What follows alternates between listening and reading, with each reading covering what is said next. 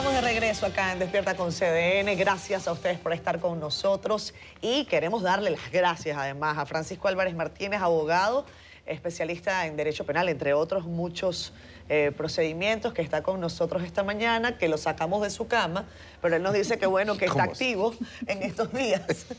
Francisco, gracias por estar con nosotros. Te hemos llamado porque nos ha generado preocupación, por supuesto, esta decisión reciente del Tribunal Constitucional que declara inconstitucional pues 111 artículos de nuestro Código Procesal Penal, que para efectos prácticos es todo el ordenamiento que rige el proceso mismo desde que alguien está señalado de un delito y lo que tiene que pasar en justicia desde el momento 1 hasta el momento final. ¿Cómo está, Francisco? Gracias. Bueno, muy bien, gracias por la invitación y especialmente por hablar un tema que ahora mismo le ha dado un duro golpe a la comunidad jurídica en medio de unas discusiones académicas importantes sobre el proceso penal. ¿Qué fue lo que pasó con esa sentencia del Tribunal Constitucional? En la República Dominicana, hasta asumo yo ahora, se ha manejado la legislatura como normalmente se tiene una mayoría, de una forma, valga la redundancia, muy informal. Los legisladores, cuando tienen el poder de un lado o del otro, entienden que el trámite es un mero formalismo y después que esa ley sale a la calle y se considera vigente, pues ya pasó el problema. Eso es importante porque el Código Procesal Penal, que es la Ley 1015, que el Tribunal Constitucional acaba de destruir por un problema de forma en cómo la ley se crea y se introduce al organigrama legislativo, es lo mismo, aunque por otras razones, que sucedió con la ley del DNI. La diferencia es que con la ley del DNI, todos los juristas que saben de eso, no yo, decían, señores, hay un problema de forma, tengan cuidado con eso, la ley debe ser orgánica por A, B y C, y otras cosas que el TC no tocó porque se quedó en la forma. Ya si tú por la forma lo vas a tumbar, ya tú no vas a entrar a discutir lo otro, porque sería gastar tiempo y recursos. Nosotros en ese sentido estamos viendo un tribunal constitucional a raíz de la nueva conformación, que si uno se da cuenta, cuando tú cambias de un grupo de personas, más de la mitad o cerca de la mitad, tú estás cambiando la esencia de ese grupo, de ese tribunal colegiado, por llamarle de una forma, porque ya tú tienes nuevas opiniones de personas que académicamente y profesionalmente han desarrollado tesis que ahora van evidentemente a vender internamente esas tesis. Y el Tribunal Constitucional está mostrando una atención particular a, para mí, deudas históricas frente a los procesos, frente a los imputados e investigados y frente al derecho, vamos a decir, sustantivo, que es lo que ha dado al traste con todas estas sentencias, porque en las últimas 3 semanas, diríamos que un mes, han salido por lo menos 5 sentencias que han cambiado la forma, o por lo menos vaticinan un cambio de la forma en la que el derecho se lleva en la República Dominicana. Número 1, la ley del DNI fue aniquilada por un problema de forma. Sí. Eso no quiere decir que mañana se debe reintroducir la misma ley y digamos que aprobarla de manera correcta, porque hay un párrafo en esa sentencia que es sugestivo. El redactor de ese párrafo le deja decir, le deja dicho al Congreso que quizás hay algo más detrás que pueda hacer que la ley sea inviable en el ordenamiento jurídico. Y nosotros estamos viviendo ahora algo que también cuando se tenían esas discusiones hace unos meses, se avanzaba. El trauma para la sociedad de una ley declarada inconstitucional es horrible. Le voy a poner un ejemplo. La ley del DNI duró vigente un tiempo. ¿Un año? Si esa ley se utilizó y se podía utilizar tras bastidores, que nosotros no sepamos, y eso generó información que luego fue introducida en un caso o que provocó la apertura de un caso, ya hay un problema de proceso de base que más adelante pudiera frustrar la administración de justicia. Pero vámonos entonces al Código Procesal Penal. El Código Procesal Penal, la Ley 1015, que es una tremenda ley, fue producto de muchas discusiones en el Congreso. Si uno va al Congreso y uno pide ese expediente legislativo, uno se va a dar cuenta de muchísimos actores que en aquel momento vivían en el futuro, porque todo lo que estamos viendo ahora lo advertían. Hay una carta, por ejemplo, de Servio Tulio, que cuando uno la lee, una carta, un comentario a la ley, que cuando uno la lee, uno se da cuenta de que él advertía el problema de la prisión preventiva. que algo que se ha, por el texto como se utilizó en ese artículo, se ha abierto la posibilidad de aplicarla cuando sí se entienda. Y cuando uno ve entonces el trauma procesal que genera eso, uno debe sentirse mal como sociedad. Pero, y eso fue algo que yo creo que cayó del cielo, ahora tenemos la oportunidad, y adelanto que yo no creo que se vaya a hacer, porque ese no va a ser la intención del legislador, pero ahora como sociedad tenemos la oportunidad de discutir lado a lado el Código Penal y el Código Procesal Penal. En conjunto. Y eso es muy importante, claro, porque el Código Procesal Penal y el Código Penal que está claro en el Congreso rodando tienen un lenguaje distinto. Ese Código Penal se creó con un lenguaje más moderno, que tira al derecho administrativo. Incluso la forma en la que se identifican en sentido lato las infracciones no es el mismo que utiliza el Código Procesal Penal. Entonces, si tú tienes dos normas, una que es sustantiva, que te dice cómo son las cosas, y otra que te rige cómo suceden esas cosas, y no hablan el mismo lenguaje, se le está dando al juez que eventualmente vaya a procesar un caso una capacidad increíblemente grande de interpretación por necesidad de concatenar lo que dice la ley, entre comillas, con lo que dice el proceso.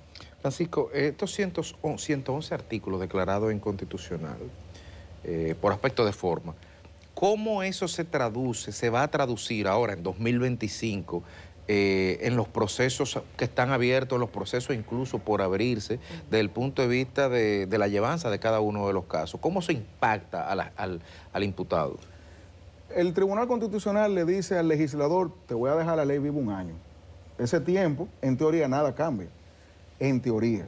Si yo soy abogado de la defensa en un caso, yo voy a comenzar a presentar, por ejemplo, solicitudes particulares de inconstitucionalidad. En derecho, tú puedes hacerlo frente al TC para atacar la norma y eliminarla del proceso, del sistema legislativo, o caso a caso, que en teoría solamente te afecta para ese caso. Esa es la diferencia entre la inconstitucionalidad difusa y en este caso la que tendría efectos y la concentrada, y en este caso que sería difusa, para atacar la ley en el proceso. Si yo veo que el TC dice que esa ley es inconstitucional, yo en mi proceso voy a decir, magistrado, esa ley es inconstitucional.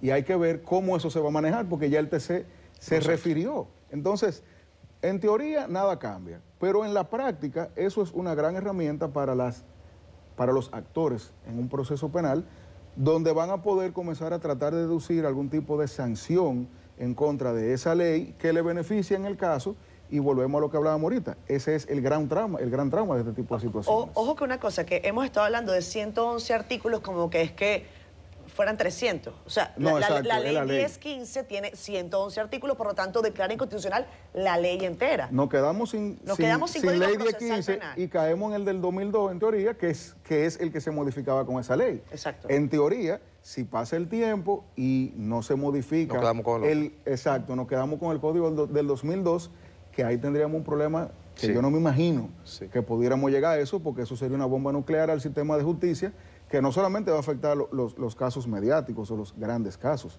eso va a afectar el día a día de personas que un día estén conociendo una audiencia y al otro día ese código con el que se conoció no existe. Francisco, es bueno que esté aquí porque nos va a ayudar a entender. Con el paso de los días uno ha ido entendiendo un poco. Hace una semana aproximadamente, Catherine y yo estábamos hablando con una persona muy versada, muy conocida, y decíamos, oye, pero el Tribunal Constitucional está pariendo una sentencia ahí, nos quedamos con el asunto de las candidaturas independientes, y él dijo, el problema no es, el problema es del Código Procesal Penal. Entonces ahí se nos encendió una chispa, por eso el Caribe consiguió la ley y tituló el asunto que le tumba, pero fue ese jurista advirtiendo que ahí era que estaba el problema, grande, grande de verdad. Y creo que es cierto. Ahora, ¿qué es lo que hay que hacer? Dice el senador Félix Bautista que hay que aprobar de urgencia el Código Procesal Penal. Él lo ve como que esa es la salida más viable. Te pregunto. Yo creo, y fíjense ese comentario del senador, vamos a decir que me da la posibilidad de tocar un tema que desde el punto de vista académico para mí es demasiado importante. En ningún país que se respete se debe estudiar separado lo sustantivo de lo procesal. Y la vida nos dio la oportunidad ahora de poner esos dos proyectos uno al lado del otro. Claro. Y estudiarlos juntos. Yo no creo que haya que aprobar el mismo Código Procesal Penal modificado por la 1015 sin tener discusiones tan importantes como, por ejemplo, la duración máxima del proceso, que está generando ahora mismo en la sociedad, promovida la discusión por diferentes bandos, políticos, académicos e internacionales, y esa discusión no se tiene en un día. Yo le voy a poner un ejemplo. Si nosotros mañana aprobamos de nuevo una ley 1015 para identificarla de una forma práctica, estaríamos en lo mismo. Todos los problemas que nosotros tenemos con la prisión preventiva, todos los problemas que tenemos con los poderes que tiene el juez de la ejecución de la pena de aplicar medidas alternativas, por ejemplo, en caso de droga, que es algo que se utiliza mucho. El único país que por tener, entre comillas, cantidades minúsculas de drogas para consumo, te pueden trancar 3, 4, 5 años y tú pierdes ahí toda la posibilidad de ser un ente socialmente viable, es este. Y las discusiones no se pueden tener tampoco al vapor, porque el Tribunal Constitucional dio 1 año. Y nosotros, si ponemos la urgencia, entre comillas, como plantea el senador Félix Bautista, estaríamos perdiendo la oportunidad de la discusión que al final se va a traducir a calidad de vida para todos nosotros. Y ese tema del código como quedaría es lo que va a dictar los próximos 10 o 15 años. Fíjense que esta ley inconstitucional duró 10 años viva. Claro. Pero una pregunta, a mí me dio mucha espina eso que tú acabas de decir, que dijiste anteriormente, de, digamos, la disonancia que hay entre la propuesta de Código Penal, la narrativa, la doctrina subyacente en esa narrativa y la de la actual ley, bueno, derogada como inconstitucional ahora. Entonces, en un año es posible armonizar un Código Penal, reeditar cuál, con qué lenguaje, con qué doctrina, dentro del marco de un periodo de 12 meses para tener un Código Penal y un Código Procesal Penal. Sí. ¿Es posible en términos de técnica legislativa? Si hay voluntad política, eso se hace en 2 meses, me explico. Hay ejercicios académicos que provienen de universidades y de organizaciones que por aportar lo hacen, que están ahí. Y las discusiones que se tienen en las diferentes universidades, con paneles de expertos, normalmente nacen de opiniones que esos expertos han rendido, cada uno por su lado, a diferentes senadores, diputados y a las comisiones que se forman. Si tú agarras ese trabajo mancomunado que se hace desde la academia y tú invitas a todas las universidades que tengan departamentos de derecho a que aporten, y además de eso a que activamente aporten y participen, no en consensuar, y es un tema bien espinoso, el aborto y esos temas, digamos, que han tenido en apariencia atrapado el Código Penal. Si nosotros hacemos eso, nosotros pudiéramos tener en 2 meses un código perfecto, y cuando digo perfecto me refiero a que en el momento que nos encontramos sea el que la sociedad dominicana necesite. Yo le voy a poner un ejemplo que a mí me parece absurdo que todavía estemos hablando de eso. La estafa piramidal, que todos los meses aparece un científico que engaña a cientos de familias, y nadie tiene posibilidades de evitar eso, no está en un código sencillamente porque el Código Penal no se ha aprobado. Cada día que pasa sin Código Penal y cada persona que es víctima por ignorancia, necesidad o lo que sea de una estafa piramidal y que no puede luego traducir eso a la justicia como se debería, con un tipo penal especial que incluso permita a la Procuraduría actuar automáticamente y sin necesidad de que la víctima sea parte activa, es una deuda que tiene el Congreso con la sociedad. Entonces, la respuesta es que sí. Todos los esfuerzos académicos que se han hecho en los últimos 5 años, aunados con las comisiones que se crean en el Congreso, bicamerales por supuesto, van a dar la posibilidad de tú armonizar el lenguaje, actualizar cada norma como se debe y que cuando lleguen a un tracto legislativo entonces sean viables. Francisco, has mencionado el tema de la duración de los procesos. Cuando nos toca analizar las solicitudes de medida de coerción que se someten por parte del Ministerio Público, casi siempre cuando se habla de estos casos complejos se habla de 18 meses, etcétera. Yo casi siempre trato de hacer el análisis como si yo fuese un turista que llegó a República Dominicana ayer y que lee un periódico y digo, ¿y esto cómo funciona? Una persona es puesta en detención y van a pasar 18 meses investigando si él razonablemente está implicado o no en un determinado caso. Hay otros países en donde pasa algo totalmente opuesto, que es que a usted lo pasan investigando X cantidad de tiempo, le arman un expediente, pero cuando usted lo detienen, usted va preso. Sí. ¿Cómo debería funcionar? Si se puede buscar algún tipo de razonabilidad para esto, dado que lo que hemos visto lamentablemente en los procesos recientes es que pasan 18 meses y a veces un poco más y esas personas tienen que irse a su casa porque se agotó el proceso y aún hay que ir a atender al juicio de fondo, ¿no? Claro, lo primero es entender que lo que se está discutiendo ahora solo sucede por la visibilidad de los imputados en los casos mediáticos y el trabajo, el fuerte trabajo de sus abogados para que la sociedad entienda lo que pasa normalmente en la calle. Es decir, claro, aquí hay gente que no tiene 2 pesos, que nadie sabe quiénes son, solamente sus dolientes, que se tiran 24 meses presos. Así y que es. cuando tú tratas de sacarlo... Las cárceles están llenas de preventivos. Personas que a veces el proceso por el cual claro, fueron puestos en prisión preventiva ya no existe. El objeto distinguido. Y eso es algo que debería alarmar a cualquier persona que ande caminando por la calle. Es que nosotros estuvimos en una cárcel en Higüey y cuando le preguntamos a muchos de los que estaban allí, decían, yo estoy preso acá, tengo casi 2 años preso por un caso de violencia de género, porque me denunciaron, pero es que yo ni siquiera he atendido a una audiencia. Y esos son los grandes olvidados del proceso penal que no funciona. Ahora bien, la discusión nace desde un litoral aparentemente político y por eso mucha gente lo quiere desestimar automáticamente y eso es un grave error. Me explico. El Código Procesal Penal dice que el proceso no puede durar más de 4 años. Esos 4 años, el Código Procesal Penal lamentablemente no te da una directriz tan clara de cuándo comienzan. Entonces, la jurisprudencia, que es esa dogmática normativa que el juez interpreta, se pone de moda y después todos los jueces lo comienzan a interpretar igual y eso se hace casi ley, ha comenzado a tener discusiones durante los últimos 10 años de cuándo comienza. Hay gente que dice que cuando se emite una orden de arresto, hay gente que dice que cuando se arresta a la persona, hay gente que dice que después de la acusación, hay gente que dice que desde que se le pone una alerta migratoria, hay gente que dice desde que te comenzaron a investigar. ¿Por qué? Porque la investigación comienza a espaldas del investigado. A mí me pudieran estar investigando ahora mismo y yo pudiera tener 10 meses de un Ministerio Público investigándome y yo no tener idea. Claro. Y en un año, dígase, 10 meses y un año, aparece el Ministerio Público con una medida de coerción en mi contra y yo estoy sin idea de lo que está pasando porque ellos no están obligados a citarme a nada. Claro. Y cuando tampoco están obligados a informarte que te están investigando. Claro. Y cuando me atrapan, ya ellos tienen 1 año y 10 meses de investigación que no se me va a contar a mí como parte del proceso y que yo soy de lo que entiendo que debería. Por eso es que esa discusión de, por ejemplo, la duración máxima del proceso no se debe tener desde el punto de vista político, sino procesal y académico. Y yo voy a comenzar diciendo lo siguiente. Si una medida de coerción tiene, que es una crítica que yo siempre he hecho, 15.000 páginas, y al imputado que está allí parado se le tiene que explicar de qué se le está acusando. No es verdad que se le debe decir que se robó algo, se le debe decir que se robó esa pantalla que está allí el lunes 20 de febrero y que se la llevó para su casa y que la vendió. Entonces, a ese imputado hay que leerle su medida de coerción, por ejemplo. La medida de coerción tiene 20.000 páginas y eso toma 2 días porque no se lee íntegramente.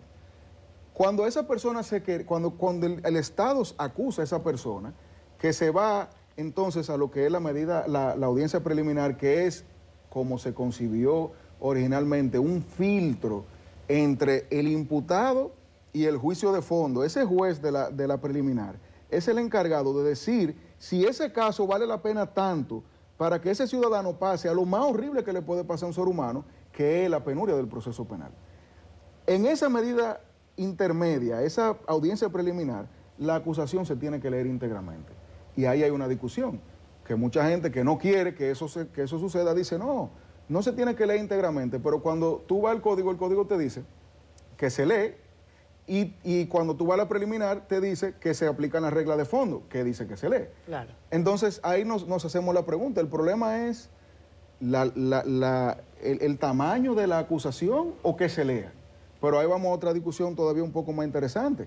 Yo puedo entender que la hora para tener la discusión ahora mismo de lo que debe ser, la tenemos de nuevo con el Código Procesal Penal anulado. ¿Por qué?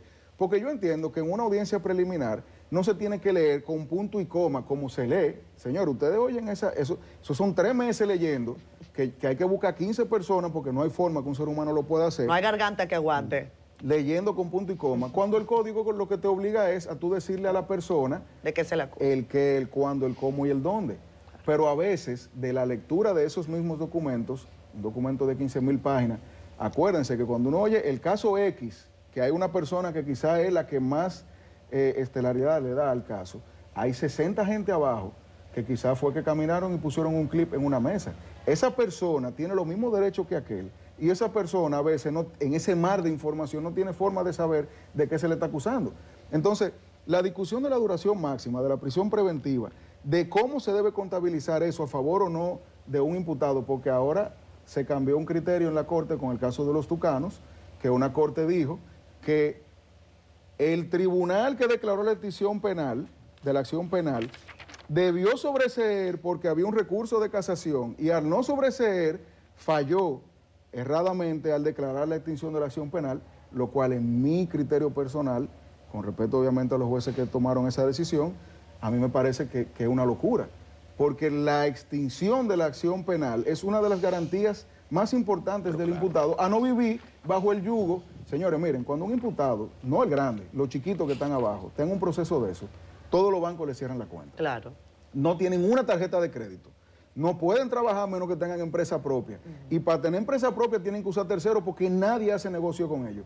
Tú estás matándole la vida comercial, social y familiar a una persona civil durante 4, 5, 6 años. Que todavía no está condenado. De eso nadie se recupera. Aún salga suelto, aún se extinga la acción penal o lo que sea que suceda, tú estás diciéndole a esa persona que él no va a tener la posibilidad ni siquiera de producir el dinero para pagar a sus abogados. Vamos a ver conjunto estos hechos. Tú mencionaste la ley de DNI, estamos con esta ley. Es posible que te saque un poco de tu ámbito. Me dio la sensación que tú decías que este TC es como doctrinario, una cosa así. Pero yo he visto que tiene muchas decisiones, aspectos de forma. Decía Eddie Olivares, a propósito de este tema, a propósito de las candidaturas independientes, el problema no es el TC, que el problema es el Congreso. Y mencionó a los dos presidentes de la Cámara. Yo dije, bueno, ahí debe haber una surrapa intrapartidaria. La vergüenza, la bofetada, se la dan al Congreso. De hecho, hay un periódico que tituló de esa manera: TC le vuelve a enmendar la plana al Congreso. Sí. O sea, no nada más de Olivares que lo está oliendo. Bueno, entonces, en este marco, tratando de corregir en tuerto, no sé qué valoración haces tú de las decisiones últimas del Constitucional. Decía el Caribe que en este año de Napoleón Esteves son 12 sentencias, algunas significativas. Sí. Incluso en esa de la candidatura independiente se dice que se extralimitó. Los votos disidentes dicen que no solamente dijo que era inconstitucional, sino cómo se deben hacer las cosas, que no es su ámbito. ¿Cómo tú valoras este TC por el camino que va y las críticas que se hacen al Congreso, que falla una y otra vez, que ni siquiera puede interpretar decisiones elementales cuando una ley es ordinaria o orgánica? Bueno, yo cuando después de las elecciones, yo siempre tuve la idea de que este iba a ser un año o un periodo muy difícil para el Congreso, porque cuando tú tienes la mayoría abrumadora, tú tienes una gran responsabilidad. Si tú eres la única persona que toma decisiones en una gran empresa, cualquier cosita que puede salir mal, aún estadísticamente tú estando apoyado de que pueda salir mal, se te pega a ti el lío. Claro. Ahora mismo nosotros tenemos un Congreso de un solo color. Y eso es importante por lo siguiente. La reforma constitucional, que nació para mí de un capricho del Poder Ejecutivo, aunque era necesario siempre revisar y ver qué se puede mejorar, se pasó, señores, como si fuera una enmienda a una ley X. Eso se pasó un viernes en la noche, como si fuera una aplanadora, incluso con un transitorio que para mí siempre fue muy sugestivo. Porque la discusión de si se necesitaba o no el referéndum, porque fue una discusión que se tuvo en algún momento, que se tuvo durante todo el proceso, se resolvió con un transitorio que decía para este no aplica. Y yo siempre decía, óyeme, eso es casi una admisión de que quizás sí, y por eso yo digo en esta ley que no. Pero entonces vamos a extrapolar eso, la posibilidad de que en el proceso de la aprobación de la Constitución haya un problema al TC que está sancionando el Congreso por ese problema. Imaginémonos, y me parece que esa es la tesis, por ejemplo, del profesor Eduardo Jorge, que el Tribunal Constitucional puede juzgar la constitucionalidad del proceso de aprobación de una Constitución.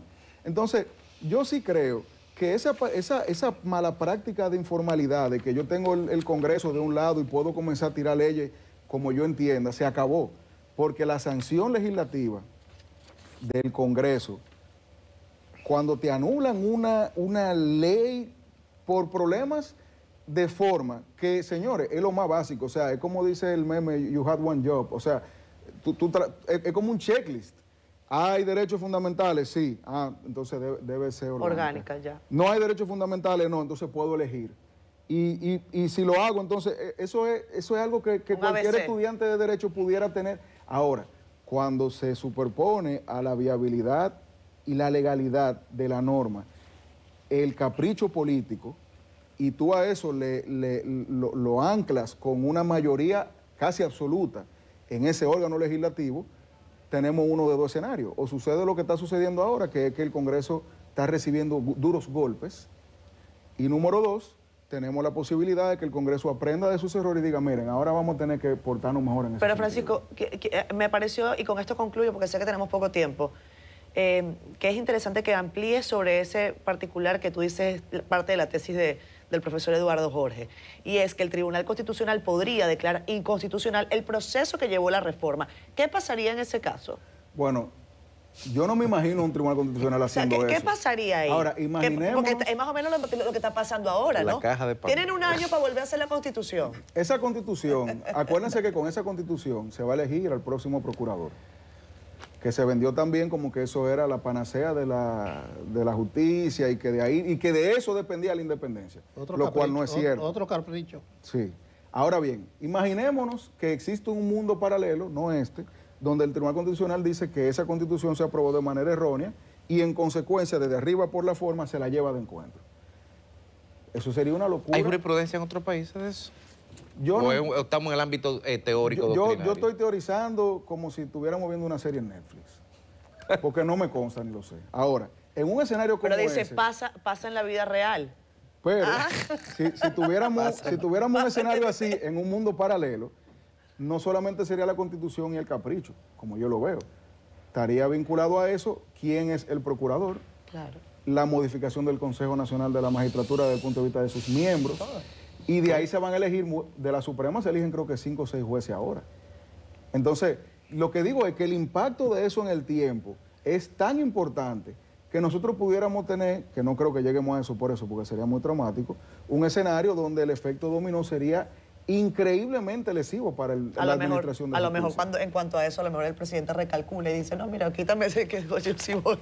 Yo no sé, pero... tú estás diciendo eso en el mismo mundo donde él está. Estamos en un mundo paralelo que no va a existir. Se cayó el candado, o el doble candado. ¿Qué puedo hacer si yo tuve ¿Qué puedo hacer si yo tuve? No fui yo. Ahí hay que ir al malecón a buscar las constituciones que tiraron al mar con candados. Con 18 candados. Sí, los 18 candados porque parte del proceso legislativo es buscar esas constituciones con un buzo, quitarle el candado y entonces volver a abrir. Francisco, gracias por habernos acompañado esta mañana. Interesantísima tu participación, como siempre. Que tengas feliz año nuevo. Gracias. Próspero 2025 y que nos volvamos a ver, si Dios quiere. Siempre es un gusto. Gracias. Vámonos a paz.